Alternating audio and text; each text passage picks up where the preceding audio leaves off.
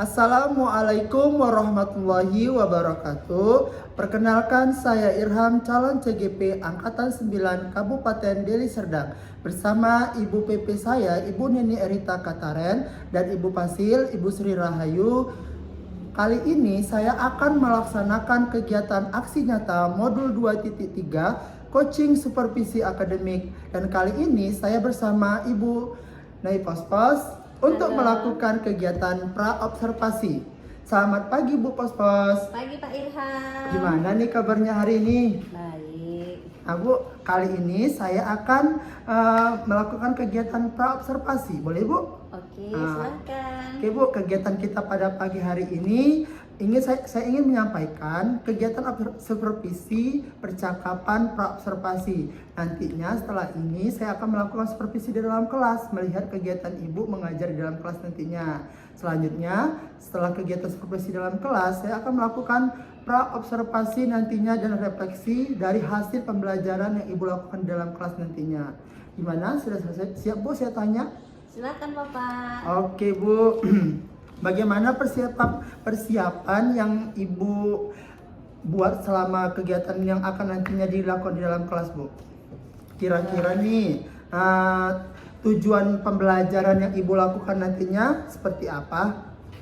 Oke, saya merancang kegiatan pembelajaran itu yang bertujuan untuk peserta didik itu nanti mampu menganalisis proses siklus air di lingkungan sekitar, dan kemudian mereka juga nantinya akan mampu menceritakan bagaimana sih siklus air itu terjadi.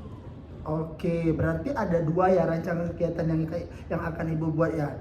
Menganalisis siklus air, kemudian menceritakan. Oke Bu, selanjutnya nih menanyakan area pengembangan pembelajaran yang akan Ibu lakukan nantinya di dalam kelas. Kira-kira di bagian area mana yang akan Ibu kembangkan nantinya? Oke, materi kami konsep di siklus air. Nah, diharapkan dengan belajar di kelas materi ini, siklus air ini bisa mereka pahami hingga menganalisis proses terjadinya siklus air ini, sehingga kedepannya mereka mampu menerapkan bagaimana caranya siklus air ini terjadi, sehingga mereka paham bagaimana menjaga air di bumi agar tetap sehat. Wah, menarik sekali ya Bu ya. Dari siklus air tadi siswa dapat memahami, menerapkannya. Kemudian strategi yang akan Ibu tuju dari rancangan yang akan Ibu lakukan nantinya itu apa Bu? Strategi yang Ibu lakukan nanti di dalam kelas? Mengingat di dalam kelas itu ada beragam peserta didik ya, dengan kebutuhan yang berbeda-beda tentunya. Strategi yang saya ingin terapkan di pembelajaran nanti itu seperti itu, strategi pembelajaran diferensiasi. Oke, karena tadi pembelajaran diferensiasi kita ketahui anak-anak memiliki kemampuan yang berbeda, daya tarik juga berbeda ya Bu ya. Selanjutnya nih Bu, saya akan menanyakan tentang model pembelajaran yang akan Ibu gunakan nantinya. Itu model pembelajaran seperti apa ya Bu? Nanti model pembelajarannya akan saya orientasikan dengan pembelajaran problem based learning atau PBL ya. PBL ya Bu ya, memecahkan masalah, kemudian mencari masalah juga ya kan, sehingga anak-anak bisa mengetahui masalah yang akan terjadi dan dapat mencarikan solusinya ya kan, seperti itu ya Bu ya. Oke, kemudian metode apa yang nantinya akan Ibu gunakan dalam pembelajaran di dalam kelas Bu? Kami akan melakukan metode pengamatan, tanya jawab, dan diskusi dalam kelompok tentunya. Oke, metode pengamatan, tanya jawab, dan diskusi kelompok.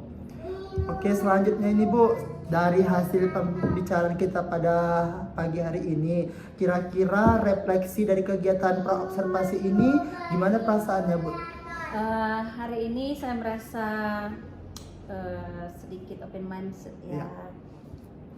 Ternyata rancangan kegiatan pembelajaran saya nanti akan lebih mengarah ke bagaimana memenuhi kebutuhan peserta didik, kebutuhan belajar mereka ya, dan bagaimana pembelajaran saya ini akan berpihak pada mereka, begitu kira-kira Pak. Oke, berarti Ibu lebih siap lagi ke depannya menghadapi siswa di dalam kelas dengan menggunakan strategi bahkan metode yang sudah pas nanti ya kan Bu? Diharapkan begitu Pak. Oke, kira-kira nih Bu Pos-Pos, kapan ya waktu pelaksanaannya kita akan bisa bertemu di dalam kelas nantinya Bu? Nah, diharapkan ini karena sesuai jadwal juga, mungkin 2 hari 3 hari ke depan akan kita usahakan melaksanakan di dalam kelas. Oke Bu, terima kasih ya Bu atas kesempatan waktunya. Saya telah melakukan kegiatan praobservasi pada pagi hari ini. Semoga kegiatan supervisi akademik dalam kelas nanti berjalan dengan lancar dan dapat melaksanakan dengan baik. Terima kasih Bu atas waktunya. Sama-sama Bapak, selamat pagi. 3. Siap, gerak. Periksa kerapian, pulang. Siap. 1, 2, 1, 2, 1, 2, 1, 2, 1, 2, 1, 2, 1, 2, 1, 2, 1, 2, 1, 2, 1, 2. Siap.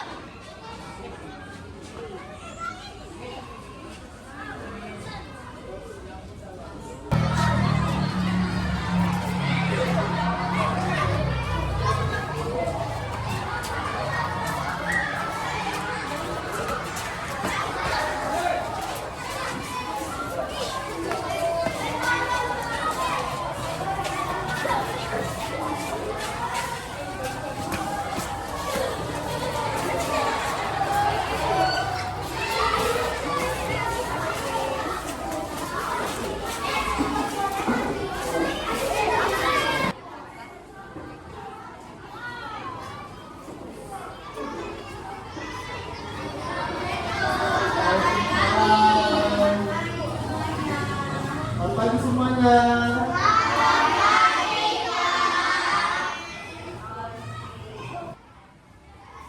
Good morning semuanya. Apa kabar hari ini?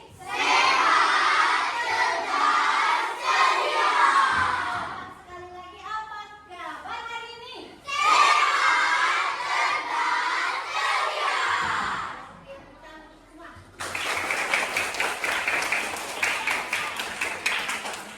Oke, dan perhatikan kamu tadi sudah rapi, muridnya juga semua sudah di dalam, semua hadir. Terima kasih ya untuk hari ini. Telah datang juga kita dengan sehat kan ya? Good. Nah, sebelum kita mulai pelajaran kita mulai dengan doa. Tapi sebelum doa, ya kita berdiri dulu. Yuk, semua berdiri dulu. Kita nyanyi hari ini. Nah, oke. Masih semangat? Good morning, one, go.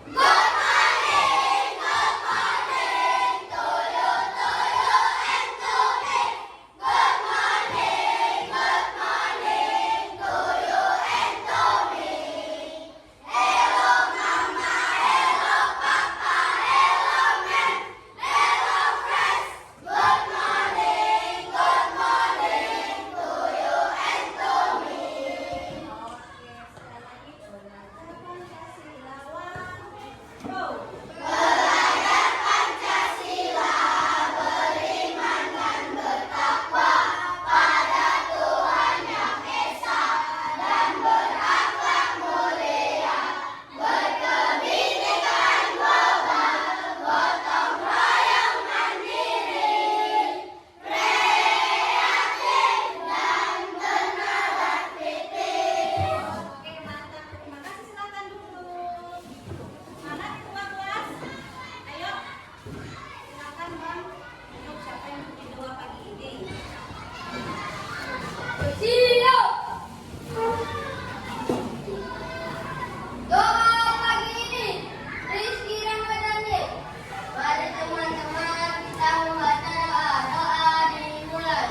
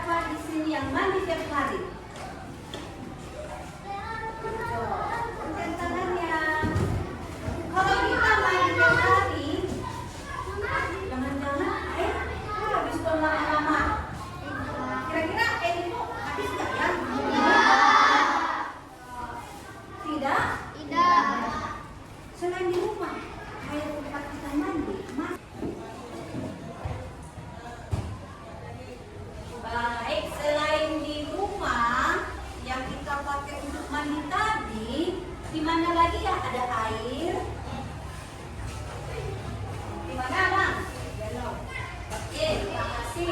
Mana bang? Di gunung, di danau, di gunung. Oke, terima kasih abang. Di pohon. Wah, di mana lagi? Masih ada nggak ya? Masih ada ya? Oke, coba kakak Azara. Di laut. Oke, kakak terima kasih. Di mana bang? Di sungai. Di pare. Di mata air. Di awan. Benar nggak ya di awan? Nanti kita cek. Baik, ada di danau, di laut, di sungai, di pare, di gunung, di pohon. Nah, air itu semua kemana? Bagaimana? Makanya air tadi katanya tidak habis. Nah, untuk itu kita simpan dulu jawaban kita ya. Nanti kita jawab sama-sama. Kita lihat dulu video berikut ini. Oke? Are you ready? Ready. Oh, semangat. Are you ready? Kita lihat yang satu ini.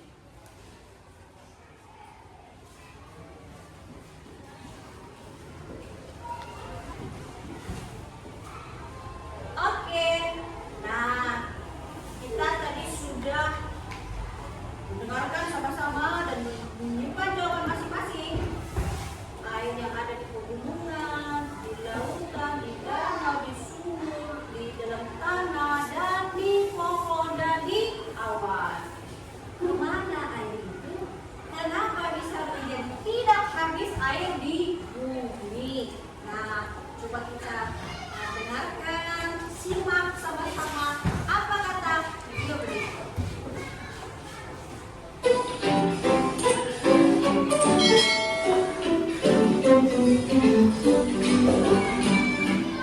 Halo sahabat cerdas, tahukah kalian sekitar 71% permukaan bumi tertutup oleh air. Dari jumlah tersebut, 97% merupakan air asin yang berada di laut, sedangkan sisanya 3% merupakan air tawar. Sebanyak 2% dari air tawar merupakan es yang berada di gembur. Sisanya yang dapat kita gunakan berada di danau, sungai, dan air tanah. Manusia menggunakan air untuk berbagai kebutuhan, misalnya mandi, minum, mencuci, menyiram tanaman, dan berbagai kebutuhan lainnya. Namun, meskipun digunakan secara terus-menerus, air yang ada di bumi tidak akan habis. Hal ini terjadi karena adanya siklus air. Lalu, tahukah kalian apa itu siklus air?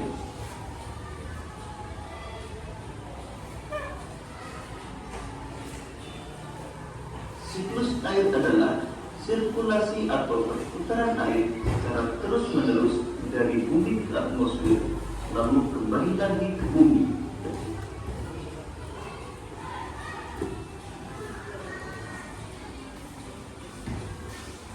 Secara garis besar, siklus air melalui 3 tahapan, yaitu penguapan, pembentukan awan, dan terjadinya hujan.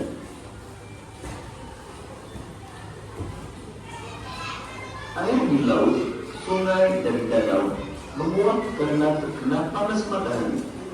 Proses penguapan tersebut disebut evaporasi.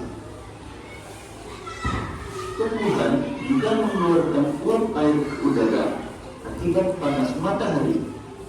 Proses penguapan yang berasal dari tumbuhan disebut transpirasi.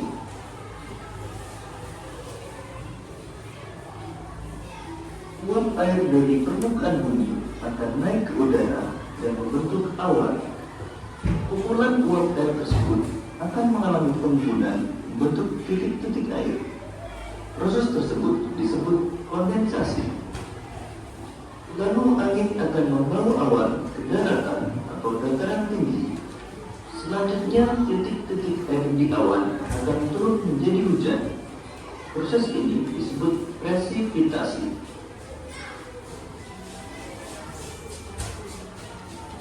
Lalu air akan mengalir ke dataran rendah dan menciptakan suatu siklus yang berlangsung secara terus-menerus.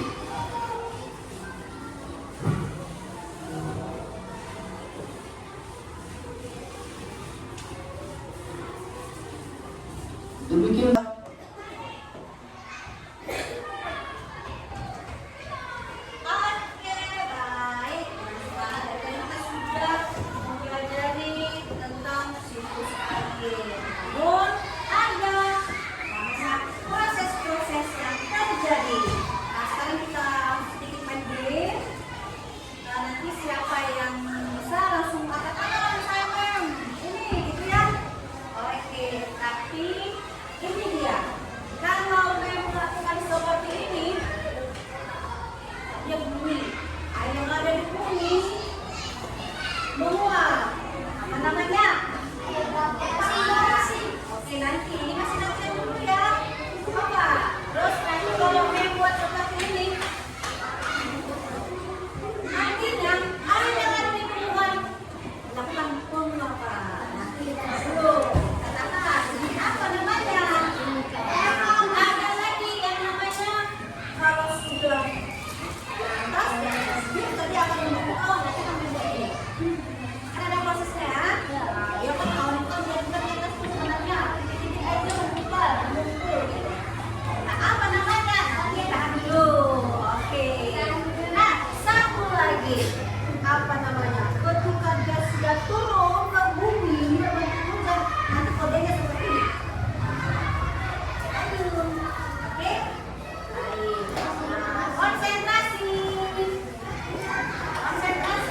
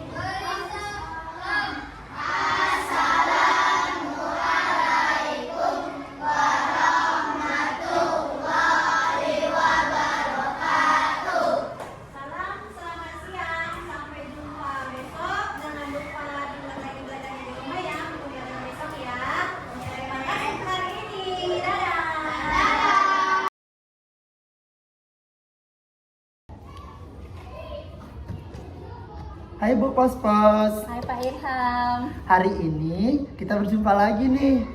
Hari ini kita akan melakukan pasca observasi, ya Bu ya. Oke Bapak. Dari hasil pengamatan proses pembelajaran di kelas Ibu, gimana kabarnya hari ini? Baik Bapak. Bapak sendiri?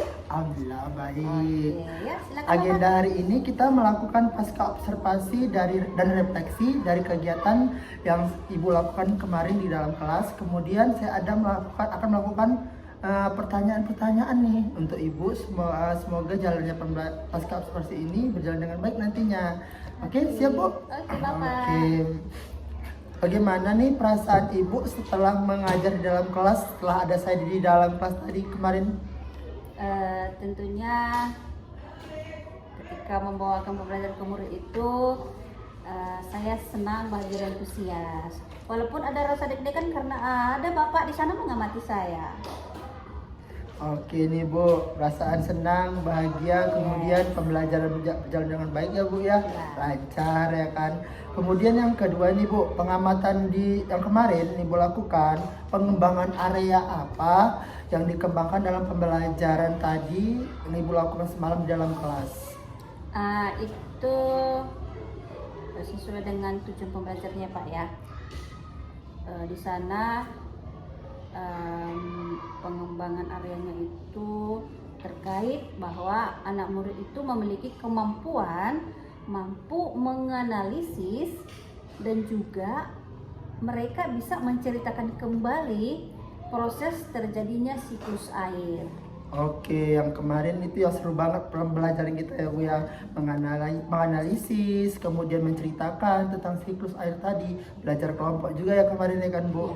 Oke, selanjutnya ini Bu, sejauh mana keberhasilan yang sudah Ibu raih dalam pembelajaran kita kemarin? Sesuai indikator tujuan pembelajaran ya, saya lihat dari hasil pembelajaran mereka sesuai dengan KKTP yang sudah saya tetapkan di rubrik penilaian itu, mereka bisa dikategorikan hasil belajarnya itu baik. Alhamdulillah ya Bu ya, karena sudah melakukan langkah demi langkah sudah dilakukan, kemudian pembelajaran pun sesuai dengan harapan siswa ya kan Bu, itulah tadi. Kemudian dalam suatu pembelajaran itu pasti ada yang namanya hambatan dan kendala dalam proses pembelajaran. Kira-kira Bu boleh ceritakan nih hambatan dan kendala apa yang Ibu terima ketika belajar kemarin? Hambatan dan kendala yang saya dapatkan ketika proses pembelajaran itu, pembelajaran itu kan berdiferensiasi nih. Ada kategori murid yang berada di kelompok yang perlu pendampingan karena penguasaan materi atau kemampuan awal mereka itu memang hasilnya perlu pendampingan, perlu bimbingan. Nah, dan di antara murid yang termasuk kelompok itu ada yang memang benar-benar 1-2 orang yang sulit menerima instruksi sederhana. Oke. Namanya juga kita guru ya kan Bu, pasti kita mengarahkan, menuntun ya dan kan. ada juga murid itu kurang aktif gitu. Iya. Dan murid Terus yang tadi itu yang kurang tantangan aktif. seperti itu yang kita terima ya kan Bu. Yes. Kemudian kita mengarahkan mereka menjadi lebih aktif juga nantinya. Oke ini Bu. Kira-kira dari hambatan dan tantangan tadi, penyebab anak kurang aktif tadi lebih jelasnya itu dalam pembelajaran itu apa ya Bu? Nah, berasal dari tadi hasil asesmen diagnostik tadi bahwa dia itu memang sulit menerima instruksi. Nah, tentu dengan saya melakukan strategi metode scaffolding bagi anak murid itu hingga mereka pelan-pelan bisa menerima instruksi dan bisa mengikuti proses pembelajaran dengan baik. Oke, betul sekali. Kemarin saya amati juga langkah demi langkah, kemudian anaknya juga aktif sehingga pembelajaran Ibu menarik sekali saya lihat Bu. Oke, untuk rencana tindak lanjut ke depannya nih Bu, kapannya pembelajarannya itu Ibu buat kembali kan, karena kan kita belajar ini pastinya dari kesalahan yang ada yang kita buat pasti kita akan tuju yang lebih baik lagi. Kira-kira tindak lanjut ke depannya itu kapan Ibu lakukan? Sepertinya proses pembelajaran saya di kelas nantinya akan saya lakukan secara konsisten nih, melakukan asesmen diagnostik, mengenal profil belajar mereka lebih mendalam lagi, Nah, selain secara konsisten, tentu saya harus melakukan jenjang itu secara continue. Oke, benar. Oke, betul sekali. Pembelajaran ini juga nanti saya akan terapkan di kelas saya. Sepertinya kan kemarin itu muridnya sangat aktif, menarik, sehingga saya juga tertantang di kelas saya nantinya, Bu ya. Kemudian melihat pengembangan berikutnya, kemajuan dari hasil pengamatan yang menyenangkan. Pastinya kan Bu, di kelas Ibu tadi kan pasti ada siswa yang sedih, yang awalnya sedih, pasti dia akan menyenangkan melihat pembelajaran yang aktif tadi. Sesuai dengan kodrat kita juga ya kan Bu, kodrat kita sebagai guru yang sesuai dengan Ki Hajar Dewantara, tugas kita menuntun, bukan menuntut mereka untuk belajar. Tugas kita adalah mengajak mereka untuk menyenangkan pembelajaran tersebut.